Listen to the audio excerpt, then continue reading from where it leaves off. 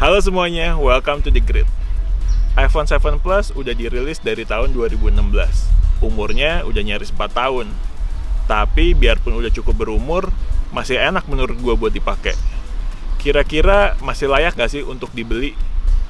Apa aja kelebihan dan kekurangannya? Yuk, ditonton aja videonya. Kita mulai dari kelebihannya dulu ya. Yang pertama, fitur ini mungkin agak sedikit underrated, tapi ini adalah fitur favorit gue yang ada di 7 Plus, yaitu Landscape Mode. Jadi, tampilan home screen iPhone 7 Plus bisa berubah jadi landscape seperti iPad. Ada beberapa apps yang tampilannya sedikit berbeda dan lebih disesuaikan dengan Landscape Mode ini, kayak Notes, Settings, dan lain-lain. For your info, Landscape Mode ini udah dihilangkan di iPhone keluaran terbaru kayak iPhone XS, XR, 11, dan bahkan seri Max juga udah nggak punya fitur ini. Jadi fitur Landscape Mode ini boleh dibilang eksklusif milik seri Plus, dan iPhone 7 Plus juga jadi salah satu iPhone yang masih punya fitur ini. Kemudian, 3D Touch. Ini fitur yang udah hilang di iPhone terbaru juga dan digantiin sama Haptic Touch. Setelah gue bandingkan langsung, jujur aja gue jauh lebih suka dengan 3D Touch dibandingkan sama Haptic Touch. Responsnya lebih cepat dan terasa lebih snappy. Dan juga di iPhone 7 Plus ini masih ada home button yang udah dihilangkan di seri iPhone X ke atas. Home button menurut gue lebih responsif dan praktis daripada Face ID yang menurut gue kurang responsif dan kadang-kadang suka fail. Yang gue suka lagi dari iPhone 7 Plus ini adalah udah pakai dual kamera. Dan seingat gue, iPhone 7 Plus adalah iPhone pertama yang udah pakai dual kamera.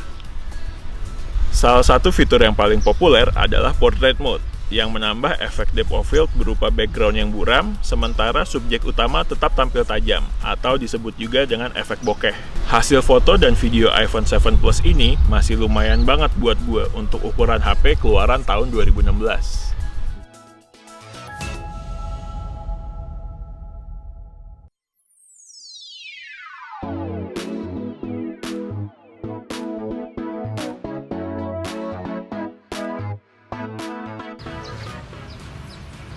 Tes video iPhone 7 Plus.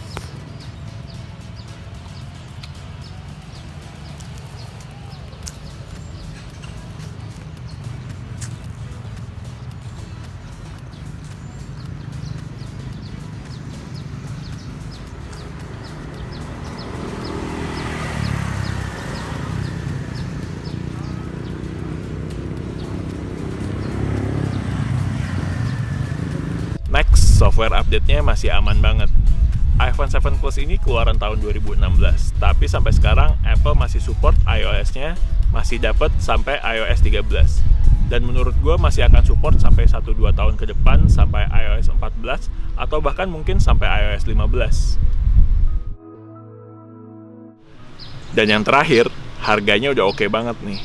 Waktu pertama kali rilis, iPhone 7 Plus harganya 14 juta untuk varian terbawah 32 GB. Tapi sekarang iBox jual diskon dengan kondisi baru di harga 6 juta untuk yang varian 128 GB.